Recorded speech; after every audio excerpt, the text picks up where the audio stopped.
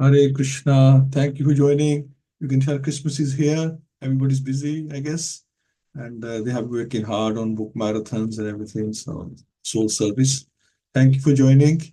And let's continue with what we were discussing last week. We are on part two of that. And that was Diti vows to kill King Indra. So, her husband, he's advising her, or she wants his son who would kill Indra, and he's saying, okay, for 1 year, you have to do these austerities, and then we can talk. Uh, you need to do this. And she agreed, yes, okay, I will do this. So he continues to tell her, he told her many things last time. So he continues to tell her, you should not lie down without having washed both of your feet or without being purified, nor with wet feet or with your head pointed west or north. You shouldn't lie naked or with other women or during the sunrise or sunset. Well, I think nowadays all these rules are broken, but okay, let's carry on. Putting on washed clothing, being always pure, and being adorned with turmeric, sandalwood pulp, and other auspicious items. Before breakfast, one should worship the cows, the brahmanas, the goddess of fortune, and the supreme personality of Godhead. So Srila Prabhupada explains that if one is trained to honor and worship the cows and Brahmins, he's actually civilized. The worship of the Supreme Lord is recommended, and the Lord is very fond of the cows, Brahmanas, Namo Brahmana Divaya Go, Brahmana Hitaya Cha. In other words, a civilization in which there is no respect for the cows and Brahmanas is condemned. One cannot become spiritually advanced without acquiring the Brahminical qualifications and giving protection to cows. Cow protection ensures sufficient food prepared with milk, which is needed for advanced civilization. One should not pollute civilization by eating the flesh of cows, which happens. This is what happens nowadays. People, uh, then they become vegan. They don't want to, for sentimental reasons. They think they're protecting the cow. They don't want to take the milk, so they follow vegan. But yet, there's so many people still eating the cow. So cow protection ensures sufficient food prepared with milk, which is needed for an advanced civilization. One should not pollute civilization by eating the flesh of cows. A civilization must do something progressive, and then it is an Aryan civilization. Instead of killing the cow to eat flesh, civilized men must prepare various milk products that will enhance the condition of society. If one follows the Brahminical culture, he will become competent in Krishna consciousness. That's the advice. And so that is the moral goodness level, and then that's civilized society. We not we are more in the mode of ignorance, basically. Most societies now in mode of ignorance. Let's pray. Om Namo Bhagavate Vasudevaya. Om Namo Bhagavate Vasudevaya. Om Namo Bhagavate Vasudevaya. Mukham Koti Vachalam Pangu Milangyati Green Yat Kirpatam Mandeshi Gurun Din Taranam Param Nandamalam Shitraneshram Ariyam Tasat. Narayam Namaskritya Naram Cheva Narottamam Devim Saraswati Vyasam Tato Jayamudiriyat Tastabreshu Abdureshu Nityam Bhagavad Sevya Bhagavati Uttam Shloke Bhakti Bhavati Neshtaki. Hare Krishna. And then continues with flower, garlands, sandalwood pulp, ornaments, and other paraphernalia. A woman following this vow should worship women who have sons and whose husbands are living. The pregnant wife should worship her husband and offer him praise, who should meditate upon him, thinking that he is situated in her womb. The child in the womb is a part of the husband's body. Therefore, the husband, through his representative, indirectly remains within the womb of his pregnant wife. That's an interesting way of looking at that. Kashyap Muni continued. If you perform this ceremony called Pumsavana, adhering to the vow with faith for at least 1 year, so whatever is recommended to her, that ceremony is called Pumsavana ceremony. And you have to do this for 1 year. You will give birth to a son destined to kill Indra. But if there is any discrepancy in the discharge of this vow, the son will be a friend to Indra.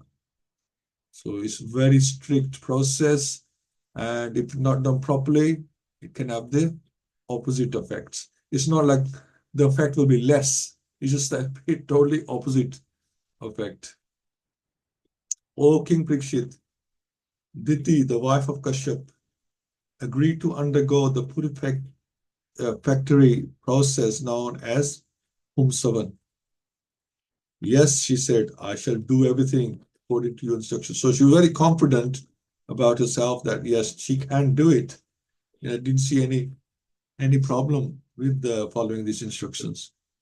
With great jubilation, she became pregnant, having taken semen from Kashyap, and faithfully began discharging the vow. O king, who are respectful to everyone, Indra understood Diti's purpose. So Indra was always, he had contacts as well, and he's always, as a king should, he should know what's going on around him. And he had his ear to the ground. He knew what was going on. And thus he contrived to fulfill his own interest, following the logic that self-preservation is the first law of nature. He wanted to break Diti's promise. So he wants to upset her motivation and do something that she cannot follow her vow. Thus he engaged himself in the service of Diti, his aunt. She was his like Masi, right? She is his mom's sister, and yet she wants him dead. Service of Diti, his aunt, who was residing in an ashram. This is the problem with power and politics. People are happy to kill their own family. Indra served his aunt daily by bringing flowers, fruits, roots, and wood for yagyas from the forest. He also brought kusha grass, leaves, sprouts, earth, and water exactly at the proper time. O King Parikshit, as the hunter of a deer becomes like a deer by covering his body with deer skin and serving the deer, so Indra, although at heart the enemy of the sons of Diti, became outwardly friendly and served Diti in a faithful way. Indra's purpose was to cheat Diti as soon as he could, find some fault in the way she discharged the vows of the ritualistic ceremony. However, he wanted to be undetected, and therefore he served her very carefully with obviously his own agenda, his own motivation. O master of the entire world, when Indra could find no faults, he thought, how will there be good fortune for me? Thus he was full of deep anxiety. So he can't find a way to counteract her vow and this Pumsan vrat that she's doing. Having grown weak and thin because of strictly following the principles of the vow, Diti once unfortunately neglected to wash her mouth, hands, and feet after eating and went to sleep during the evening twilight. So she's become so weak that now mistakes are beginning to happen. Finding this fault, so he was very close, keep your enemies close.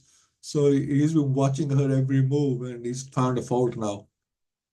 Having grown weak and thin because of the strictly following the principles of the vow, Diti once unfortunately neglected, okay, we've done that. Finding this fault, Indra, who has all the mystic powers, the yoga siddhis such as Anima and Lagima, entered Diti's womb while she was unconscious, being fast asleep. A perfectly successful yogi is expert in 8 kinds of perfection. By one of them, called Anima Siddhi, he can become smaller than an atom. And in that state, he can enter anywhere with his yogic power. Indra entered the womb of Diti while she was pregnant. Hmm. So after entering Diti's womb, Indra, with the help of his thunderbolt, cut into 7 pieces her embryo, which appeared like glowing gold. In 7 places, 7 different livings began crying. Indra told them, "Don't cry," and then he cut each of them into 7 pieces again. So Srila Vishwanath Chakravarti Thakur remarks that Indra, by his yogic power, first expanded the body of one Marut into 7, and then when he cut each of the 7 parts of the original body into pieces, there were 49.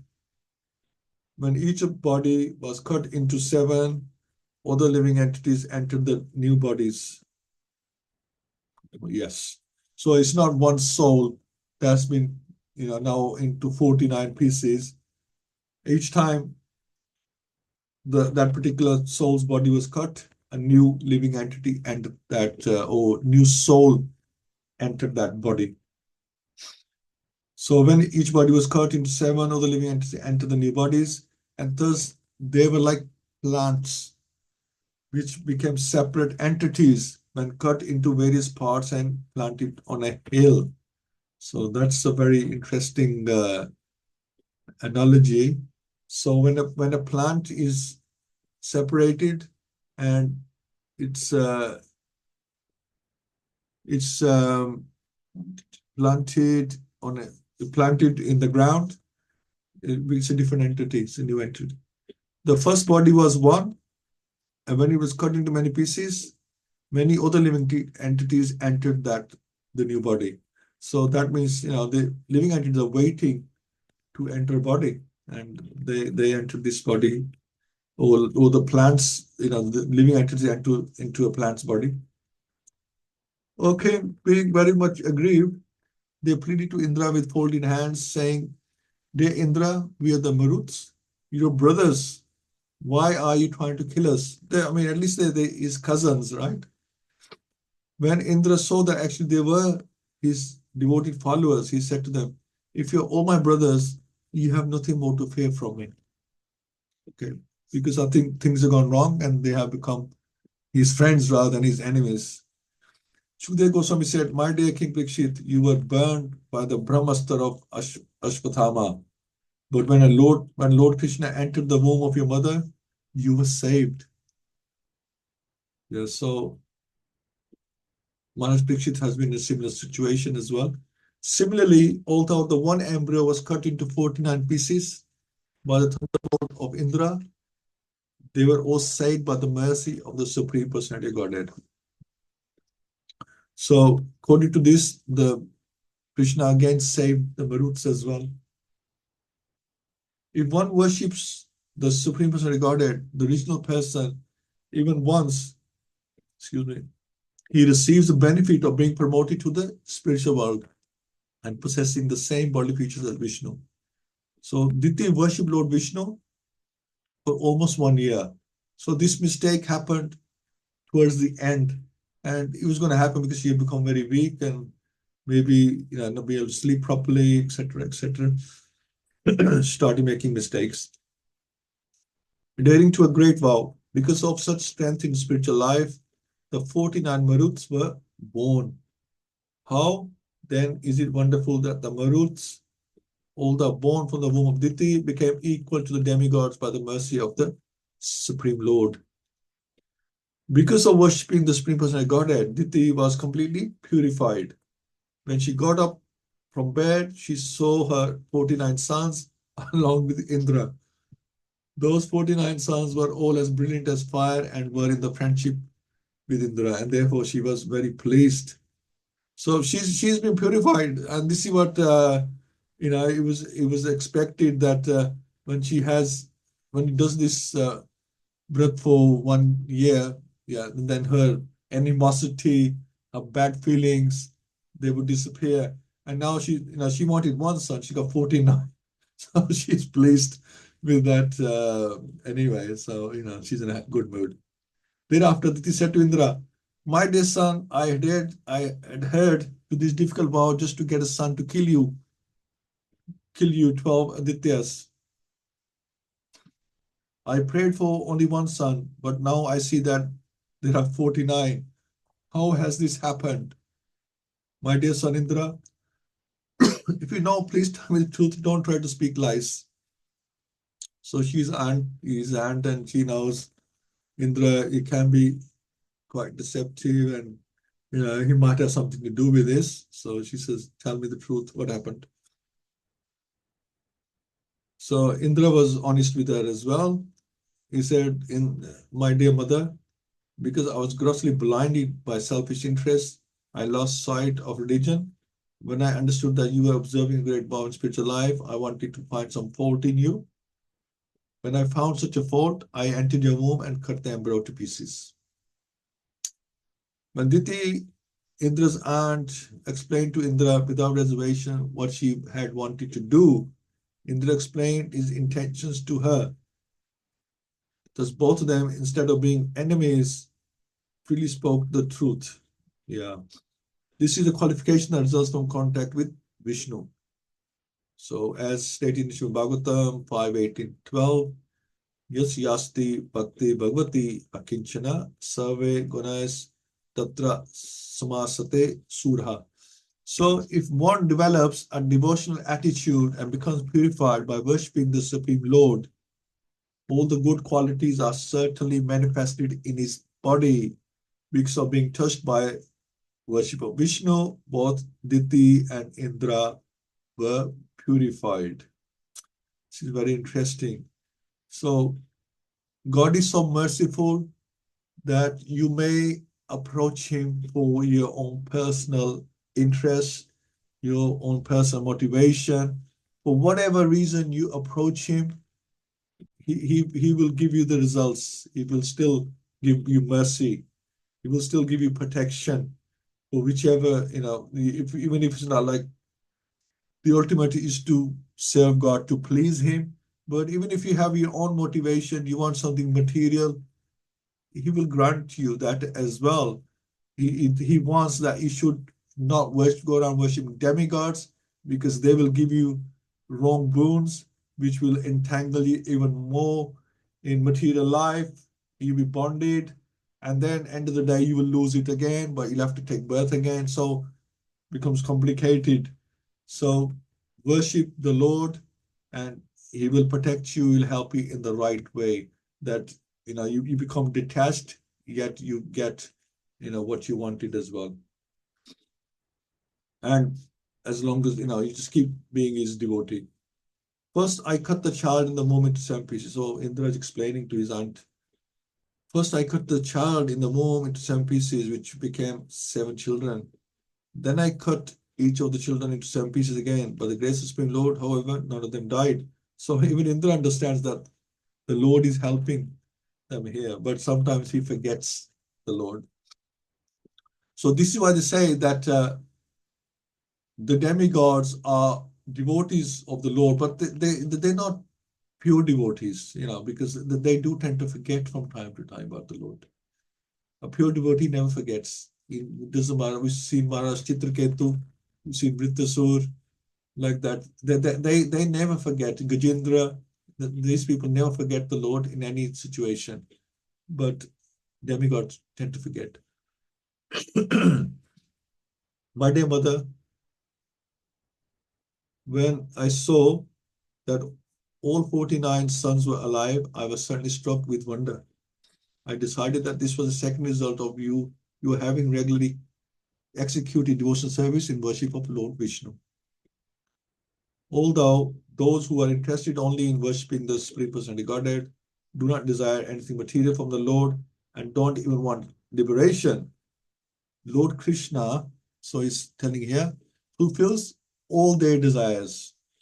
So it says again, although those who are interested only in worshipping the Supreme Personality Godhead do not desire anything material. So that's the ultimate way, anything material from the Lord, and do not even want liberation. They just want to serve. They just want to see the Lord happy, that they're not interested in their own welfare. The Lord Krishna fulfills all their desires. So for one who engages in worshiping Lord Vishnu, nothing is very wonderful. This is a fact. So you don't need to ask Krishna for anything. If you are serving the Lord without any personal motivation, he'll still give you, but he'll give you like what won't have some adverse effect on your bhakti. He'll give you what he thinks you need, whether it's health is for sure. We can't do nothing without that. He'll give you wealth as well if he thinks that you may be able to use it in his service. He'll give you wealth. He'll give you fame and influence if he thinks that that will help you in your service. So he sees your mood, and whatever's lacking, he will provide you. He carries what you have and gives you what you lack. So in Bhagavad-Gita 1878, it said, Yatra Yogeshwar Krishna, Yatra Path Danurdara, Tatra Shri Vijayo Bhutir, Dhruva Nitir Matir Mam. Because wherever there is Krishna, the master of all mystics, and wherever there is Arjun, the supreme archer, there will also certainly be opulence, victory, extraordinary power, and morality. That is my opinion. Yogeshwar is the Supreme Personality Godhead, the master of all mystic yogas, Yog Ishvara, who can do anything and everything he likes. He's independent, he's Swarat. He can do anything, he can control anything, he can produce anything. This is the omnipotence of the Supreme Lord. So the ultimate goal of all ambition is to become a servant of the Supreme Personality of Godhead. If an intelligent man serves the most dear Lord who gives himself to his devotees, how can he desire material happiness which is available even in hell?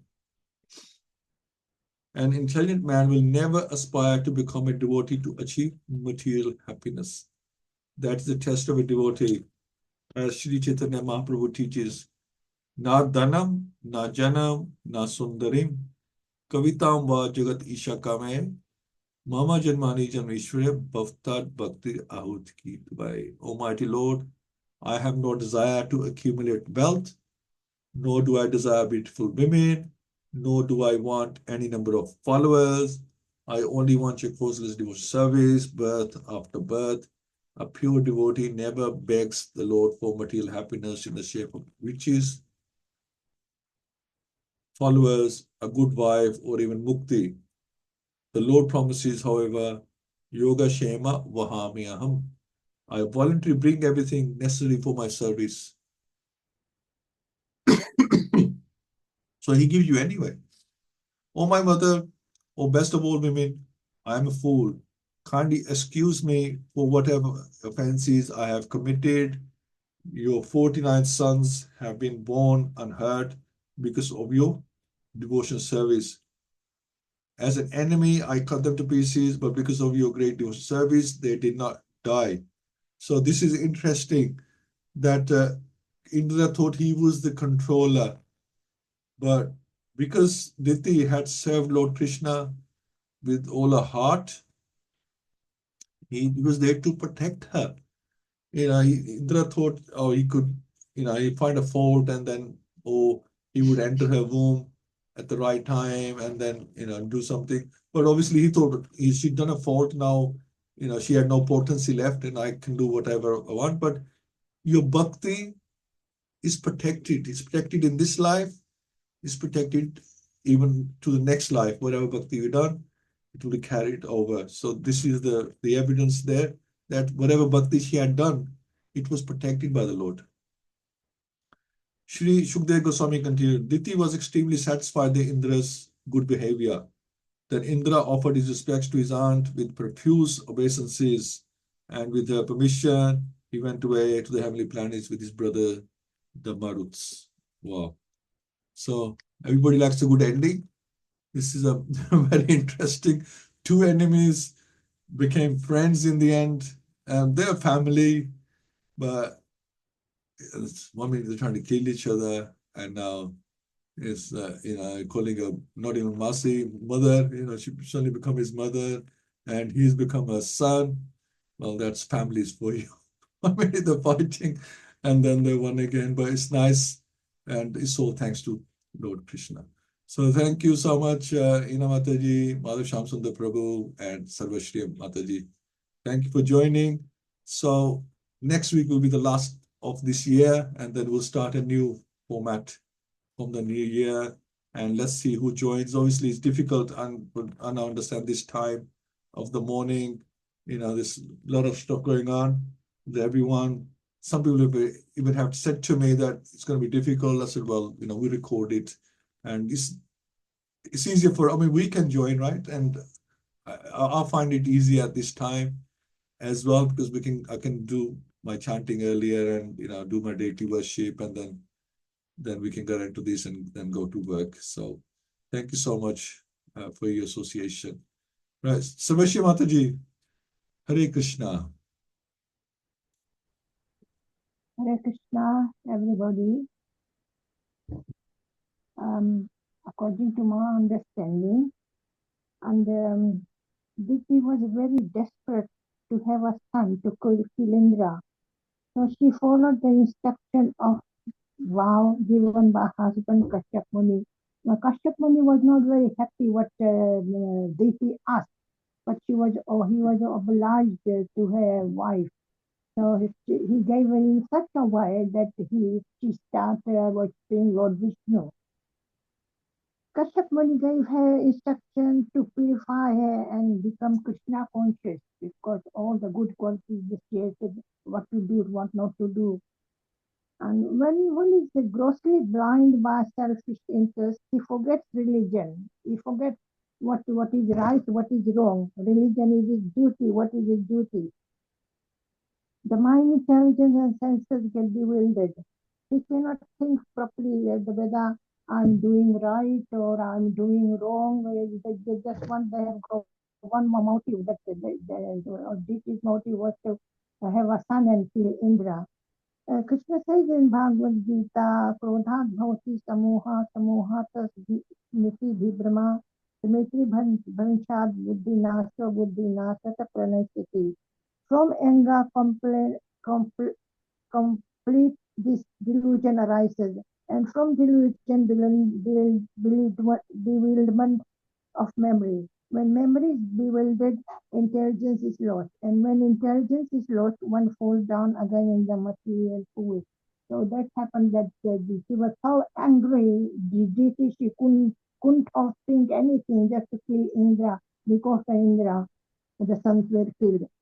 Indra, they were both blinded by selfish interest and both tried to harm each other. Indra was selfish as well. So he started to harm Diti's pregnancy. But a pure devotee of the Lord, Vaishnavas, are selfless. They're not selfish. They think of the others. They never want to harm anyone. Even in the small insect, they don't want to harm. They are very tolerant and feel others' pain as their own pain. And by practicing vow with devotional service, Diti and Indra both got verified and forgave each other. In the end, they know their mistakes, what they were doing. Then they told the truth. And by revealing the truth, they wanted, by revealing the truth, that what they wanted to do.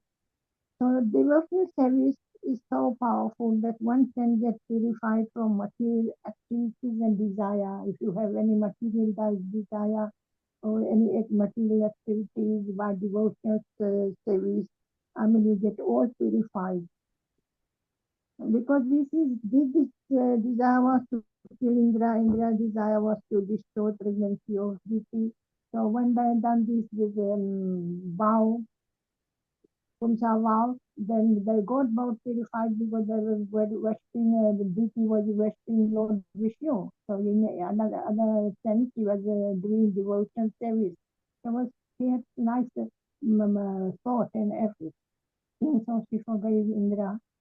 And so it shows how devotional service is so powerful. That's why it's recommended by Prabhupada that we should study Bhagavatam and Bhagavad Gita and Lord Krishna. So we get good knowledge about how to deal everything in this world. Hare Krishna. Hare Krishna. Thank you, Mother. Yes, devotional service is really powerful. And I think Kashyap Muni knew that mistakes will happen. And like you say, he wasn't happy that she wants his son to kill her own nephew. But he also knew that she will make mistakes towards the end, and they will actually become friends. And Indra had his own agenda. He thought, well, just in case, she gives birth to my enemy, I will destroy him. But then he found that actually he could not destroy, right? Who was going to take birth? What's going to take birth? Just like Maharaj Parikshit, Krishna protected. So here as well, and he was happy, and he got brothers and friends all in one. So yeah, fantastic. Thank you, Mataji. Hina Mataji, Hare Krishna. Hare Krishna. Please accept my humble obeisances. All glories to Srila Prabhupada. All glories. Hope you're all well. Very nice reading. Thank you, Prabhuji. It's an interesting one, this one, how Diti becomes purified through the vow that she takes because she wants to obtain a son to kill Indra. So even though she had impure desires, mixed desires, material interests in terms of the devotion that she was doing, it still paid off. Her worship to Vishnu paid off. She became totally purified. It just shows how merciful the Lord is, that despite a person, it demonstrates through this that despite a person worshipping him for material interests or their own interests, mixed desires, he still rewards you, still awards, he still accepts that devotion. Although pure devotees never worship the Lord for any material desires, that's that shouldn't be the intention.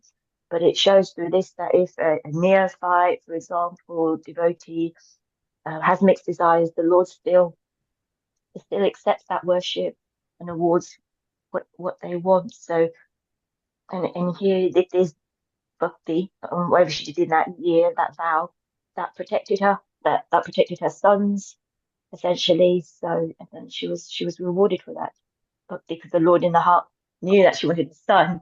But obviously, what he did was, protected that desire, essentially. And obviously not ended up one son, ended up with 49 sons instead. So yeah, so no, very nice pastime. Thank you so much, Prabhuji. Thank you. Really, want to add anything? Hare Krishna. Everything has been nicely put by both Matajis. Yeah, it's so amazing to hear. In the material world, people can't even think that these things can happen, that you do one thing for one purpose and what you are rewarded is completely different. And it's very mind-boggling, when you start hearing these pastimes, because we have to have faith that yes, these things have happened in a different time period in the universe.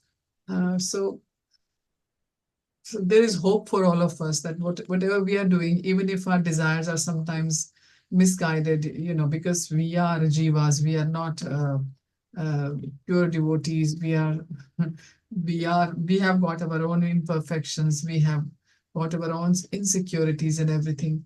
But it's so reassuring to hear again and again through the past times that Krishna is going to, in the end, reward us the best, even if we don't know what we are desiring. So after hearing, the pastimes of Bhagavatam all these years, I have now stopped desiring anything because I think that I don't know what to desire. Even these pure devotees, they were much purer than us, whether it was Diti or Indra. If they don't know, then what do we know what to ask from Krishna? So I think so this is the surrender. This is another meaning of surrender. This pastime teaches us today. So definitely not to desire anything, just to keep serving the Lord. Lord knows what is best for us, because He's going to give us anyway. Whether if we desire a wrong desire, He's going to give the right thing in the end. And if we don't desire, if we just serve Him, then I think we are more secure. This is what I think today. Hare Krishna. Thank you. Yes, and Lord is pleased when you are leaving it to Him to decide. You give me what you think is right. Even punishment, you say, Lord, will you give me the punishment that you think will purify me, will help me? So yes, surrender. Surrender is a slow process. We can't just surrender everything all in one go, but slowly we surrender different things. We surrender our attachments, we surrender our material desires, and we surrender our decisions. Krishna, you decide for me what is best for me. There's so many things we need to surrender, and it's difficult to just surrender all in one go. Bit by bit by bit. It's a long process, a long journey, and slowly we do it as much as according to a capacity that we can handle. So yes, these pastimes, when we remember them, they're really helpful because we can try and use them in our life somehow and learn from them. What's the best way forward? This is the glory of Srimad Bhagavatam. Yeah, and I also wanted to add that this is what our fear and our insecurities are, that we think that after hearing the pastimes, after learning, we are trying to be as much as we can surrender, but still somewhere we hold on to something, isn't it? We are still like Draupadi in Mahabharata, that we are not prepared to raise both our hands for to Krishna to help us and to protect us. Somewhere we just think that we can do something still for ourselves with our intelligence or with our resources. So this is what is lacking in us, that somewhere we are afraid to raise both hands. And I think, but Krishna puts us in those circumstances eventually. He does all the time. We see in our lives that we have to raise both our hands. And actually, Krishna wants that our hands should be raised all the time to Him, not that when we have failed.